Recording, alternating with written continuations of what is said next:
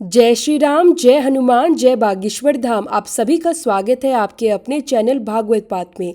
इस वीडियो में हम लोग जानेंगे कि हमको वस्त्र कब धोना चाहिए। जी हाँ, कई बार हम लोगों ने अपने बुजुर्गों से अथवा अन्य लोगों से यह बात सुनी होगी कि इस दिन कपड़े नहीं धोने चाहिए, इस दिन कपड़े धोने से नुकसान होता है। लेकिन आज हम लोग सुनी सुनाई बात नहीं बल्कि हमारे ग्रंथों में जो लिखा हुआ है उसी के आधार पर सटीक जानकारी जानेंगे। यहाँ पर धर्म सिंधु, निर्णय सिंधु और ज्योतिष शास्त्र में दिनचर्या से जुड़ी अनेक बातें बताई गई हैं, जिनके अंतर्गत वस्त्र धोने के नियमों का भी विस्तार से वर्णन मिलता है। जी हाँ, यदि हम अपने घर में सुख समृद्धि बढ़ाना चाहते हैं, सकारात्मकता बनाए रखना चाहते हैं, अर्थात अपने जीवन में शुभ ऊर्जा को बनाए रखना चाहते हैं, तो शास्त्रों के इन नियमों का पालन अवश्य करना चाहिए। सदाचार प्रकरण में एक श्लोक आता है, उसका हिंदी अनुवाद बताती हूँ आपको। गुरुवार के दिन बाल कटवाना, हजामत करवाना और वस्त्रों को धोना उचित नहीं माना गया है। यहाँ विशेष रूप से शास्त्र में उल्लेख मिलता है कि गुरुवार के दिन वस्त्रों को साबुन अथवा क्षार युक्त पदार्थों से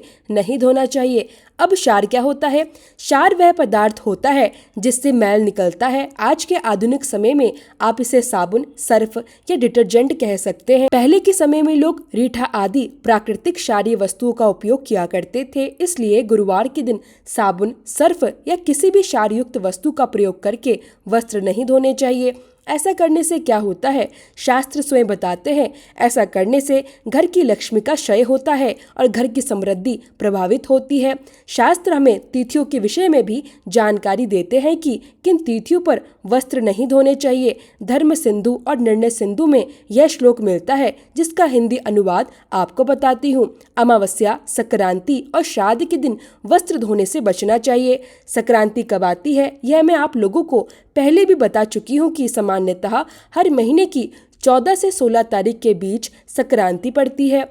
अमावस्या के बारे में तो आप सभी जानते ही हैं। इसके अतिरिक्त श्राद्ध पक्ष के दिनों में, वार्षिक श्राद्ध के दिन अथवा यदि किसी घर में किसी व्यक्ति का देहांत हुआ हो और वहाँ श्राद्ध कर्म किया जा रहा हो तो उस दिन भी वस्त्र निचोड़ना और क्षार युक्त पदार्थों से वस्त्र धोना निषिद्ध बताया गया है। अर्थात उस दिन साबुन, सर्फ, सोडा, नींबू या किसी भी ऐसी वस्तु का उपयोग नहीं करना चाहिए जिससे मैल निकाला जाता हो। यदि किसी कारणवश उस दिन वस्त्र धोना अत्यंत आवश्यक हो जाए तो केवल सादे जल से वस्त्र धो सकते हैं, लेकिन क्षार युक्त पदार्थों का उपयोग नहीं करना चाहिए। अमावस्या, संक्रांति और श्राद्ध के दिनों में यह विशेष नियम बताया गया है। अब तीसरा नियम हमारे ग्रंथ बताते हैं कि रात्रि के समय वस्त्र धोना निषिद्ध माना गया है। स्मृति ग्रंथों में रात्रि के समय गीले वस्त्रों को लेकर भी नियम बताए गए हैं, जिस श्लोक का हिंदी अनुवाद बताती हूँ।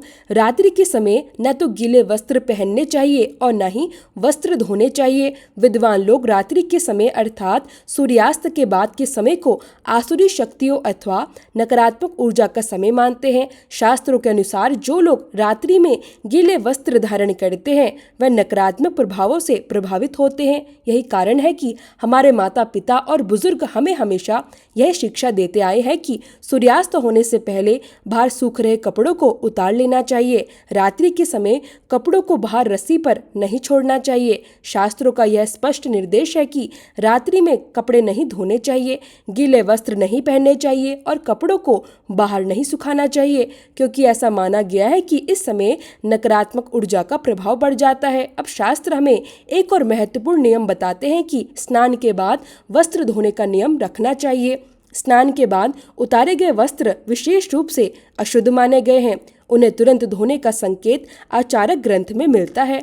आचारक ग्रंथ में श्लोक आता है कि स्नान करने के बाद जब तक व्यक्ति गीले वस्त्रों में हो उसे अपने उतारे हुए वस्त्र अथवा बिना धुले हुए वस्त्रों को नहीं छूना चाहिए। अर्थात जब हम स्नान कर लेते हैं तो जो गीले वस्त्र हैं, विशेष रूप से जो हमारे अंतरंग वस्त्र होते हैं, उन्हें यथाशीघ्र धो लेना चाहिए। जिन वस्त्रों को पहनकर हम स्नान करते हैं उन वस्त्रों को तुरंत धो लेना चाहिए।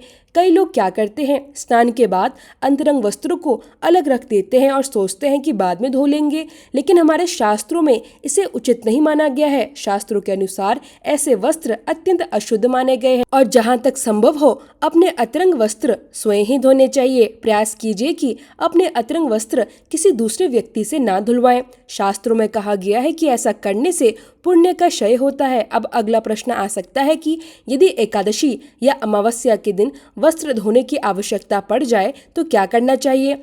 तो जैसा कि मैंने आपको पहले बताया, यदि अत्यंत आवश्यक परिस्थिति हो तो उस दिन केवल जल से वस्त्र धो सकते हैं, लेकिन साबुन, सर्फ अथवा अन्य क्षारयुक्त पदार्थों का प्रयोग नहीं करना चाहिए। एक और महत्वपूर्ण बात मैं आपको बताना चाहती हूँ, जिस तौलिए से हम अपना शरीर पोंछते हैं उसे भी नियमित रूप से धोना चाहिए।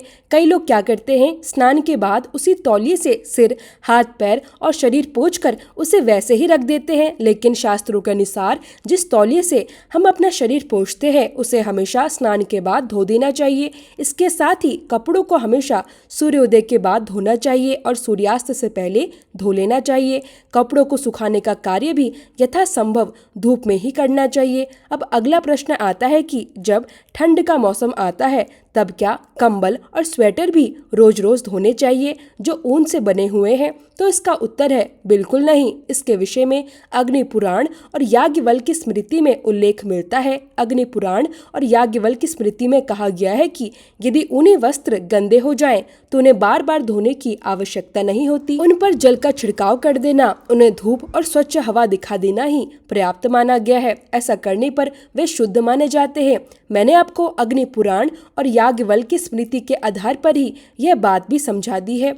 इसलिए जब ठंड का मौसम आए और आप स्वेटर, कंबल या अन्य ऊनी वस्त्र उपयोग करें तो यह चिंता मत रखिए कि उन्हें प्रतिदिन धोना ही आवश्यक है। शास्त्र आपको इस विषय में छूट देते हैं कि आप उन पर थोड़ा जल छिड़क दें, कुछ समय के लिए धूप और हवा में रख दें तो वे शुद्ध माने जाते हैं। तो मुझे पूरी उम्मीद है कि मेरे द्वारा दी गई वस्त्र धोने के नियम से संबंधित यह जानकारी आपको अवश्य पसंद आई होगी और आपको इससे पूर्ण संतुष्टि मिली होगी। यदि वीडियो पसंद आया हो तो वीडियो को लाइक जरूर करें, चैनल को सब्सक्राइब कर दीजिएगा और साथ ही पास वाला बेल आइकन भी जरूर दबाइएगा ताकि आने वाले हर वीडियो का नोटिफिकेशन सबसे पहले आपको मिल सके।